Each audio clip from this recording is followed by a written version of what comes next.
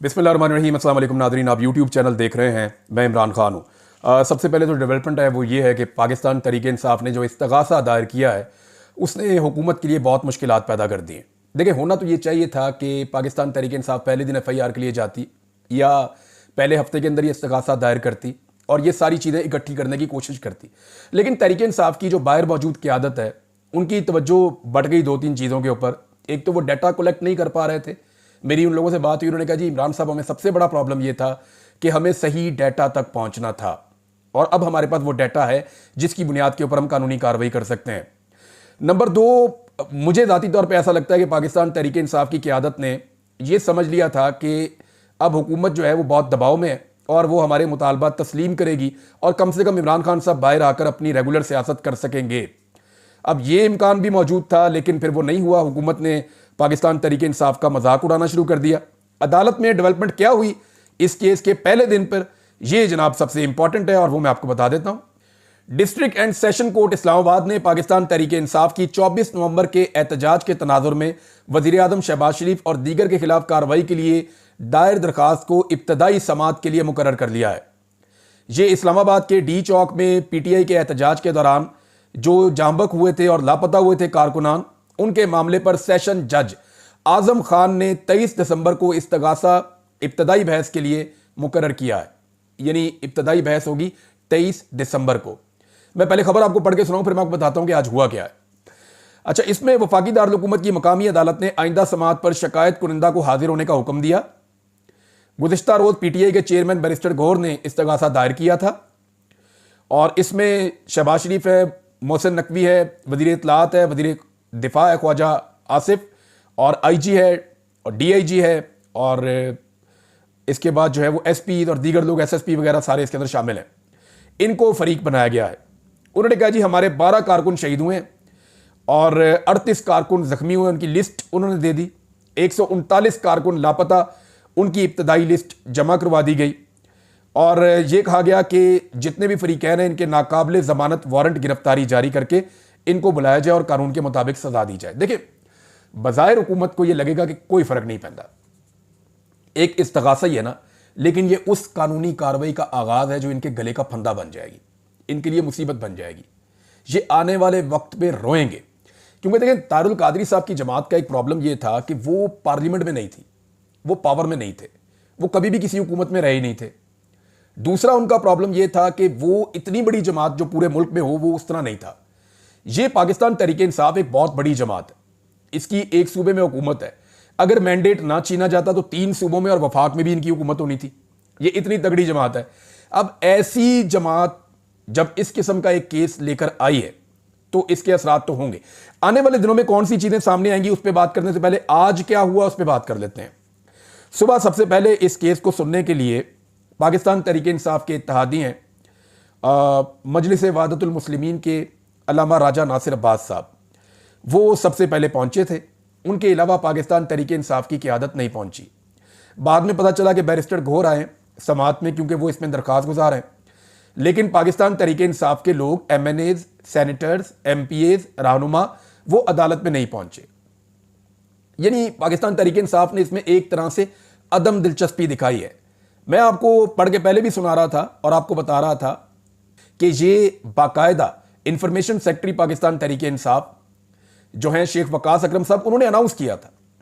उन्होंने बताया था कि इस अदालत के अंदर ये केस लग गया।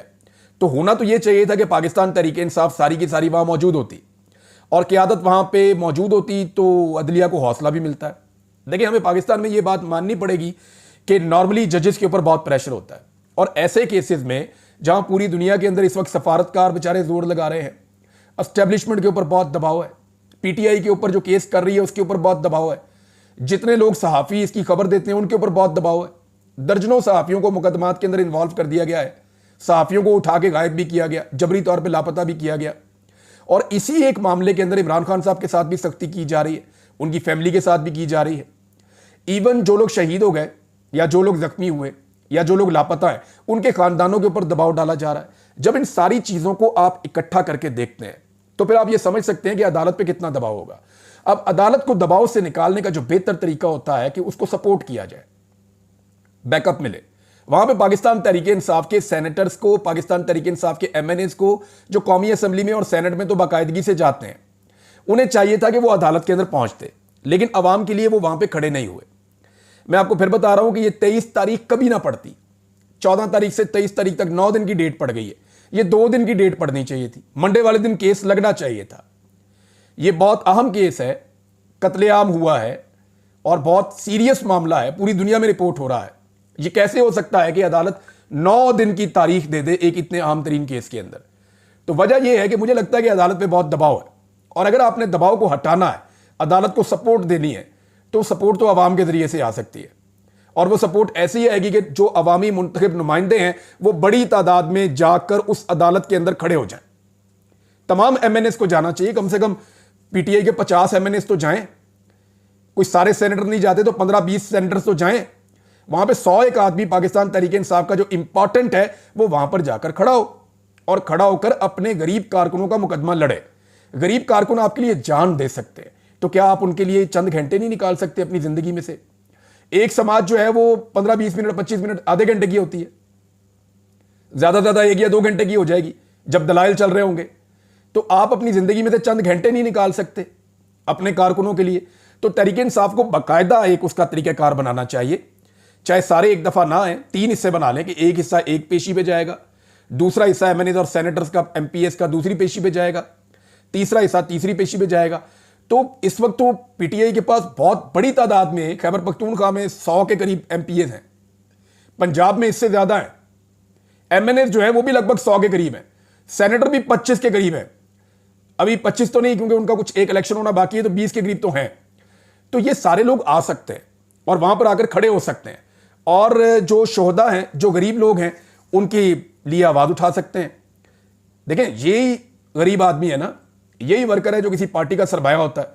जब ये आपके लिए आवाज उठा सकते हैं, अपनी जान दे सकते हैं, गोलियां खा सकते हैं, तो आपको भी निकलकर इनके लिए चंद घंटे निकालकर अदालत में जाकर खड़े होना चाहिए। इसके अंदर किसी किस्म की सुस्ती नहीं होनी चाहिए। अब पाकिस्तान तहरीक इंसाफ जो है, इसका जो इस्तगासा है, इसकी हिकमत अमली हुकूमत को चंद चीजों में बहुत मुश्किल में डाल देगी। नंबर 1, फुटेज अगर गायब करने की हुकूमत ने कोशिश की तो यह हुकूमत के खिलाफ जाएगा। 2 चीजें ना, हुकूमत अगर फुटेज देती है 28 तारीख की रात 11 बजे तक, 24 से लेकर, तो फिर बहुत सारा कुछ क्लियर हो जाएगा।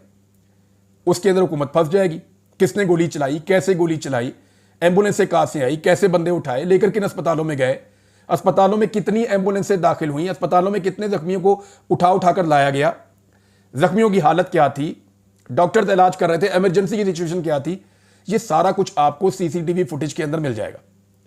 अगर सीसीटीवी फुटेज पूरे शहर की गायब कर दी जाए, यानी अस्पतालों की भी, अस्पतालों के आसपास की भी, डी चौक की भी, डी चौक से मुलिका इलाकों की भी, कश्मीर हाईवे की भी, अगर तमाम इलाकों की सीसीटीवी फुटेज गायब कर दी जाए, तो ये एक मेलाफाइड काम होगा, ये एक बददयांती होगी, ये नाअहली नहीं है, ये एक मुजरिमाना काम है।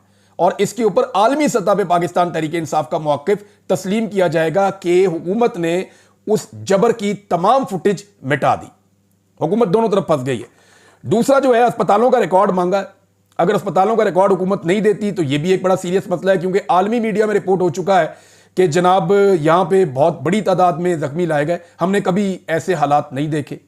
ये उन्होंने खुद कहा है, अपने मुंह से कहा है डॉक्टर्स ने, और वो रिपोर्ट हुआ है आलमी मीडिया के ऊपर। द गार्डियन में रिपोर्ट हो गया, बीबीसी पे रिपोर्ट हो गया, इंडिपेंडेंट उर्दू पे रिपोर्ट हो गया, और बहुत सारी जगहों पे रिपोर्ट हो गया।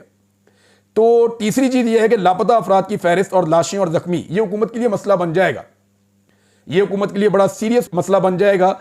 और इस वक्त जो सिचुएशन है वो ये है कि एक एक फैमिली को खरीदने और डराने के लिए करोड़ों और अरबों रुपया हुकूमत खर्च करने को तैयार है। यह सिस्टम एक तरमीम के लिए जहां पे अरबों रुपया खर्च कर सकता है, एक तरमीम ही है ना, एक तरमीम है जिसके नतीजे में कुछ अपनी मर्जी की अदालत बन जाएगी, कुछ एक्सटेंशन हो जाएंगी, कुछ अपनी मर्जी के काम हो जाएंगे, कोई अपनी नौकरियां महफूज हो जाएंगी, यही है ना। तो एक तरमीम के लिए जब ये हुकूमत अरबों रुपया खर्च कर सकती है, तो अपनी जान फंदे से बचाने के लिए ये कितना पैसा खर्च सकती है, आप इसका अंदाजा भी नहीं लगा सकते।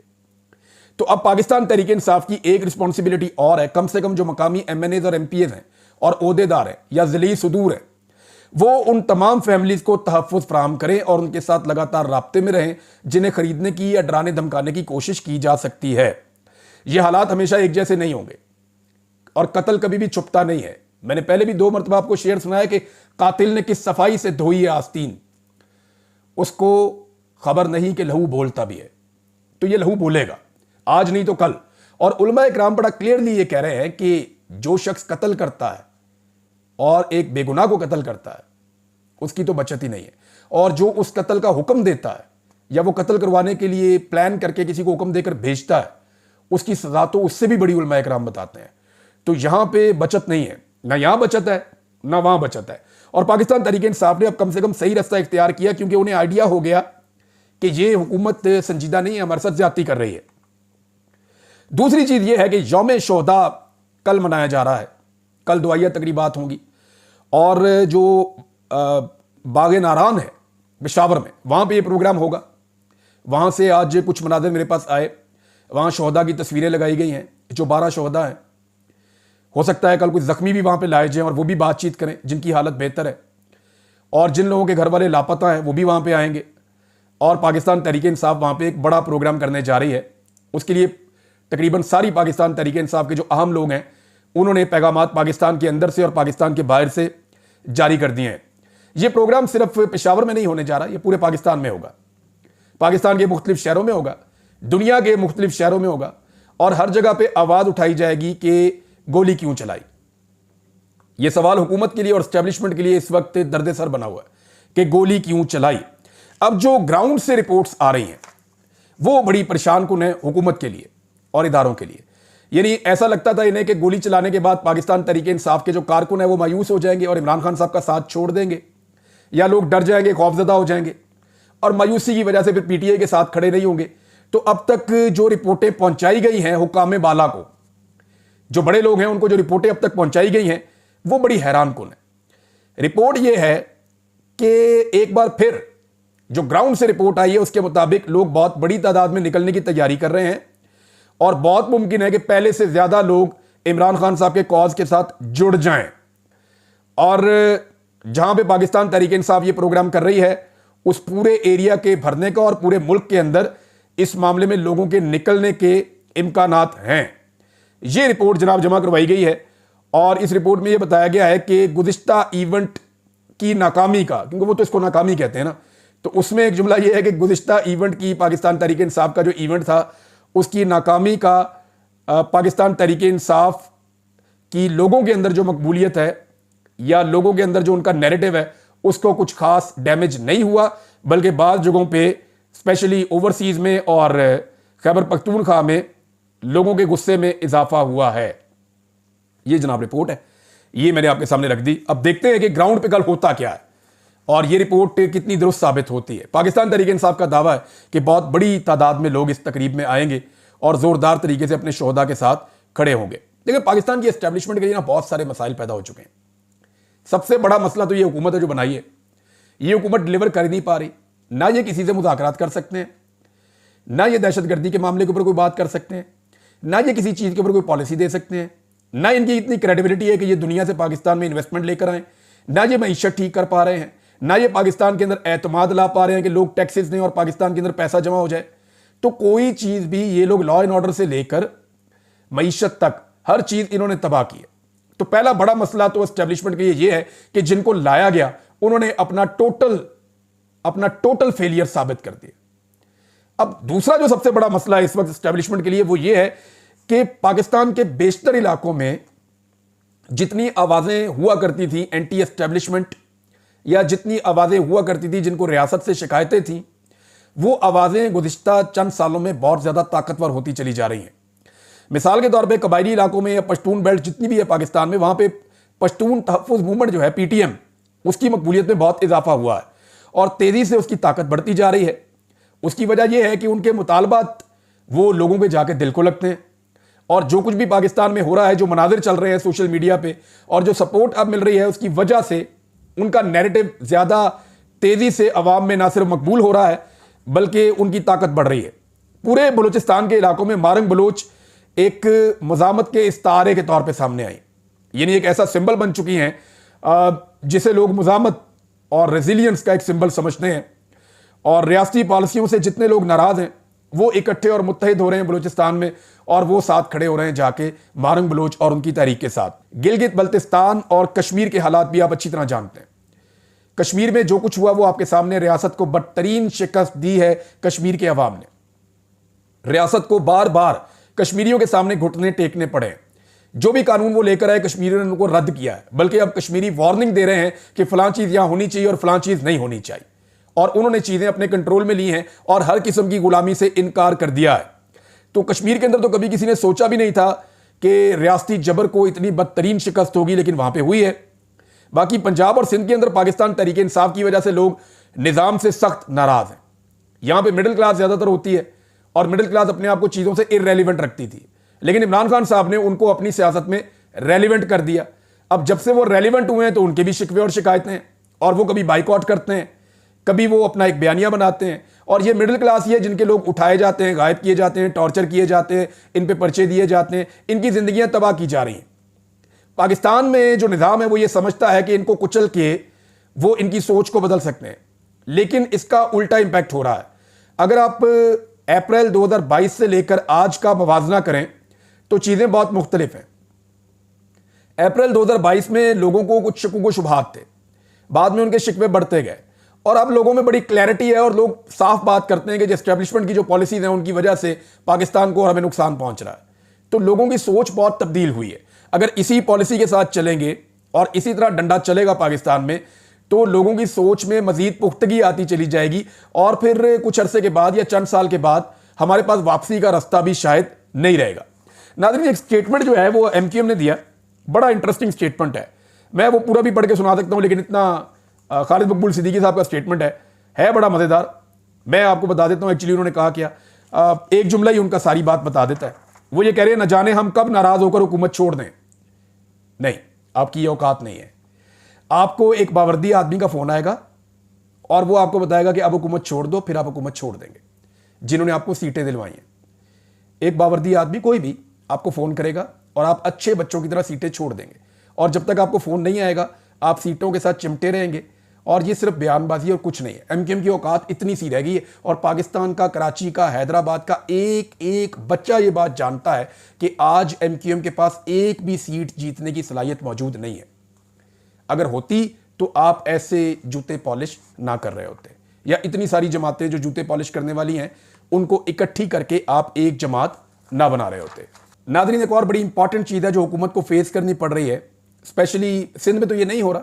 सिंध में अच्छा कंट्रोल है जरदारी साहब का और बिलावल का और उनकी हुकूमत का ब्यूरोक्रेसी के साथ, क्योंकि सिंध की ब्यूरोक्रेसी आप सब बड़ी अच्छी तरह जानते हैं, वो बिल्कुल इकट्ठे हैं, यकजान है हुकूमत के साथ, तो वहाँ उनका काम ठीक चल रहा है। लेकिन अगर आप पंजाब में आ जाएं या वफाक में आ जाएं या इवन आप आ जाएं खैबर पख्तूनख्वा में, तो इन जगहों के ऊपर, या बलूचिस्तान में भी आप चले जाएं, पाकिस्तान के 3 बड़े सूबों में, या आप कश्मीर को भी शामिल कर लें इसके अंदर, बल्तिस्तान को भी, गिलगित बल्तिस्तान को भी आप शामिल कर लें, यहां पे किसी भी सियासतदान से ब्यूरोक्रेट ऑर्डर्स नहीं ले रहे।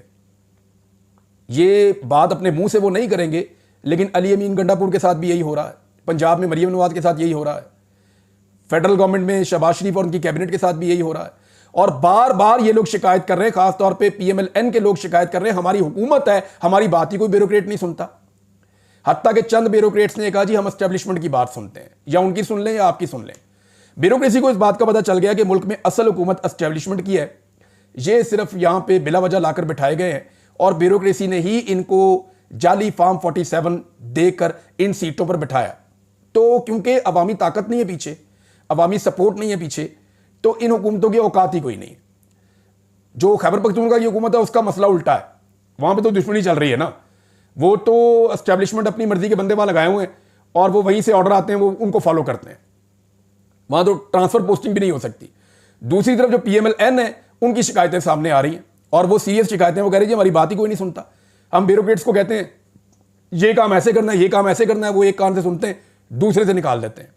और ये इशू अब रिपोर्ट होना शुरू हो गया। थोड़े दिनों में आपको खुद पीएमएलएन के लोग ये कहते हुए, और ये आप सुनेंगे बार बार हर जगह पे कि जनाब हमारी तो बात ही कोई नहीं सुन रहा। ऐसी हुकूमत को तो छोड़ देना चाहिए। नाज़रीन, हमारे दोस्त जो हैं हरमीत सिंह साहब, उनके ऊपर मुकदमा किया गया था, उनको जमानत मिल गई है, और हरमीत सिंह साहब के साथ बहुत ज्यादती हुई है। आलमी सतह पे भी ये खबर रिपोर्ट हुई है। पाकिस्तान के अंदर सहाफ़ियों में बहुत गम गुस्सा है कि हमारी अक़लियतों की एक नुमाइंदगी है हमारे मीडिया के अंदर, और उनके साथ ऐसी ज्यादती की गई है सिर्फ इसलिए कि वो सच बोल रहे हैं या अपना पॉइंट ऑफ व्यू वो दे रहे हैं जो उन्होंने उस रात को वहां पे होता हुआ देखा। यानी सच बोलने की पाकिस्तान में इतनी कड़ी सजा दी जा रही है। बाकी सहाफ़ियों के साथ साथ हरमीत सिंह को भी निशाना बनाया गया। तो हरमीत सिंह साहब जो हैं उनको बेल मिल गई है और पूरा पाकिस्तान और पाकिस्तान में सच बोलने वाले उनके साथ खड़े हैं। तो हौसला नहीं हारना, हिम्मत आपने इकट्ठी रखनी है और इंशाल्लाह ये वक्त गुजर जाएगा। अब तक के लिए इतना ही। अपना ख्याल रखिएगा, अपने चैनल का भी। अल्लाह हाफिज़।